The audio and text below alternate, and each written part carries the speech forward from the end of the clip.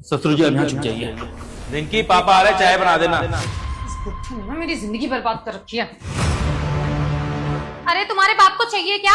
मेरे नाम की सुपारी ले रखी है क्या उसने? जब देखो तब मुझे परेशान करता रहेगा, आके मेरे सर पे बैठ जाएगा। नौकरानी हूँ क्या मैं तुम लोगों की? अरे रिंकी इतना ज्यादा गुस्सा क्यों कर रही हो यार? अगर पापा 2-4 दिन हमारे साथ रह लेंगे तो कोई दिक्कत थोड़ी होगी यार। और वैसे भी ज्यादा दिन के लिए थोड़ी आ रहे हैं, 2-4 दिन के लिए तो आ रहे हैं वो। अक्ल होनी चाहिए तुम्हारे बाप को। उम्र हो गई है लेकिन अभी तक बुद्धि छोटी की छोटी रह गई है। अरे किसी के घर में ऐसे मुंह उठा के नहीं जाया जाता। अकेले थोड़ी रहते हो तुम यहाँ पे, मैं भी रहती हूँ इस घर के अंदर। अरे तुम इतना ज्यादा गुस्सा क्यों कर रही हो? 2-4 दिन के लिए आ रहे हैं, कौन सा पूरा महीने भर के लिए आ रहे हैं? समझो ना यार। और एक बात बताओ ना, जब बच्चे शहर के अंदर रह रहे हैं तो माँ बाप और कहीं कहाँ रहेंगे जाकर?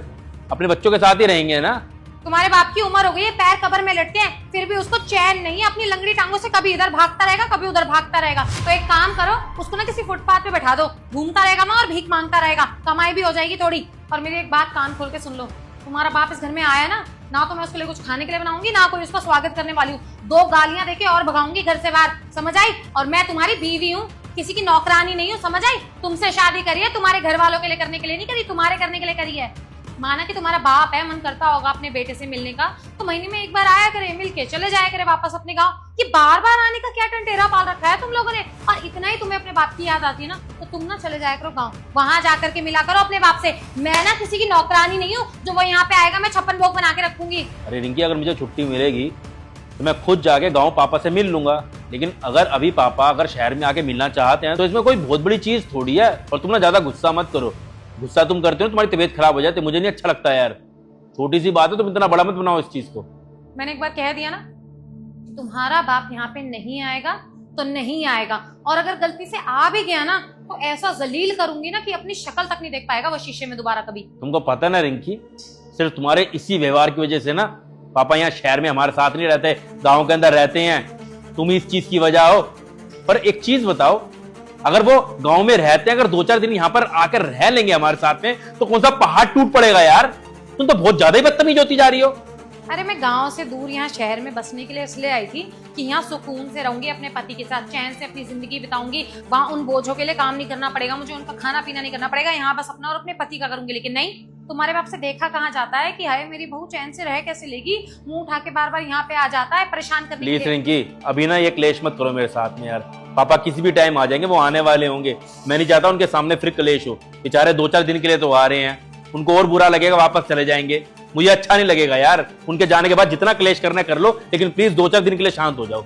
अच्छे से पता है तुम्हें कि तुम्हारा बाप यहाँ पे आता है ना तो कितना परेशान करता है। सुबह 4 बजे चाय की डिमांड कर देंगे, फिर 8 बजे उनको हलवा खाना होता है। अरे ऐसे नहीं चलता है घर में। मैं किसी के लिए कोई काम नहीं करूंगी। और अगर तुम्हारा बाप यहाँ पे आ गया ना तो बहुत बुरी लड़ाई हो जाएगी। मैंने ये याद रखना, पूरी सोसाइटी देख लेगी कि असलियत है क्या तुम्हारे घर वालों की। देखो रिंकी, अब ना चिल्ला के कोई फायदा नहीं है, ना गुस्सा करके कोई फायदा है। पापा गाँव से निकल चुके और किसी भी टाइम आधे पौने घंटे में यहाँ पहुंचने वाले होंगे। मैं नहीं चाहता कि उनके सामने हमारी बेइज्जती हो फिर से, इसलिए प्लीज शांत हो जाए यार थोड़ी देर के लिए। और फिर भी अगर तुमको ज्यादा ही प्रॉब्लम है ना पापा से, तो एक काम करो, तुम रूम में रहना अपने, मत करना कोई काम। मैं खुद पापा के लिए सारा काम कर लूंगा। ठीक है, फिर इतना ही शौक है ना तुम्हें अपने बाप से मिलने का, आने दो अपने बाप को। मैं देखती हूँ इस घर में तुम्हारा बाप रहेगा या मैं। वाह बेटा वाह, शाबाश। यही सब तो सिखाया है ना मैंने तुझे, है? पापा आप मतलब विनय, उतनी देर से जो तुम बात कर रहे थे पापा की, वो मेरे पापा के बारे में कर रहे थे अपने? नहीं देख लिया ससुर जी, आप मुझे कहते थे ना कि शादी से पहले मेरे माँ बाप मेरे साथ में रहते थे, अब क्यों नहीं रहते दामाद जी? तो देख लीजिए, उसकी वजह आपकी ये बेटी है। अगर ऐसा व्यवहार करेंगे तो कौन रहेगा मेरे साथ में फिर? और आज से पहले अगर मैं आपको बताता ना तो शायद हो सकता है एक बार को आपको विश्वास ना होता मेरी बात पर। लेकिन आज मैंने आपको प्रैक्टिकल दिखाया है कि कैसे ये लड़की एक बुजुर्ग आदमी के साथ में और औरत के साथ में इतनी बदतमीजी करती है कि उनको गाँव रहना पड़ता है, जबकि उनका बेटा शहर में रहता है, अच्छा खासा कमाता है। देख लो अपनी बेटी की करतूतें। क्या यही संस्कार दिए थे तुझे कि ससुराल में जाके अपने बाप की नाक कटवाए? नहीं पापा, आप मेरी बात। एक शब्द भी मुंह से निकालने की जरूरत नहीं है। अपनी इन्हीं आंखों से और इन्हीं कानों से सुना है मैंने। शादी से पहले तुझे क्या समझाया था मैंने, हैं? कि लड़की का असली घर उसका ससुराल होता है। और तुझे यह भी समझाया था कि अपने सास ससुर की इज्जत करना। और तू यहां पे ये गुल खिला रही है? अरे बेवकूफ, तेरी इन हरकतों से ना तेरा खुद का घर बर्बाद हो जाएगा। इसमें ना गलती इसकी नहीं है, गलती मेरी है। शायद मैं ही इसे सही से संस्कार नहीं दे पाया, इसकी गलती के लिए ना दामाद जी मैं आपके आगे हाथ जोड़ रहा हूं, माफ कर दीजिए इसे। देखिए ससुर जी, मेरे आगे हाथ मत जोड़िए प्लीज़। आप मेरे पिता के समान हैं। मैंने आपको यहाँ कोई बेइज्जत करने के लिए नहीं बुलाया। बस मैं आपको चाहता था कि आपको पता लगे कि आपकी बेटी का क्या व्यवहार है, कैसे इसकी आदतें हैं, कैसे ये मुझे और मेरे माँ बाप को टॉर्चर करती है। बाकी आपकी कोई गलती नहीं, आप प्लीज़ माफ़ी मत मांगिए मुझसे।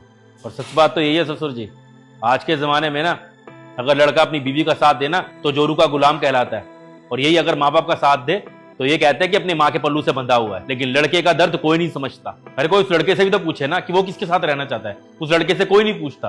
और मैं बताऊं, वो लड़का अपने परिवार को समेट के रखना चाहता है, वो दोनों के साथ रहना चाहता है, वो नहीं चाहता उसका परिवार टूटे। लेकिन उस लड़के का दर्द कोई नहीं समझता। अब आप खुद ही सोचिए ना, जिस बेटे को उसके माँ बाप ने पेट काट काट के बड़ा किया, गरीबी के हाल में भी उसके ऊपर कभी किसी चीज की आंच नहीं आने दी, पढ़ा लिखा के इस काबिल बनाया कि वो सक्सेसफुल हो सके, और वो सक्सेसफुल होने के बाद में लड़का अपने माँ बाप को अपने साथ नहीं रख सकता, मेरा दर्द कौन समझेगा। इतना सपना था मेरा कि कामयाब होने के बाद में माँ बाप को साथ में रखूंगा, लेकिन आपकी ये बेटी उन्हें रखना तो दूर की बात, एक दो दिन के लिए भी यहाँ नहीं आने देती। सही कह रहे हैं दामाद जी। असली घर, असली परिवार तो वो होता है जहां पर छोटे बड़े बूढ़े सब एक साथ मिलजुल कर प्यार से रहते हैं। और लेकिन मेरी इस नालायक बेटी ने अपना खुद का घर अपने हाथों से बर्बाद कर लिया है। बेटी, अभी भी समझा रहा हूं तुझे, संभल जा।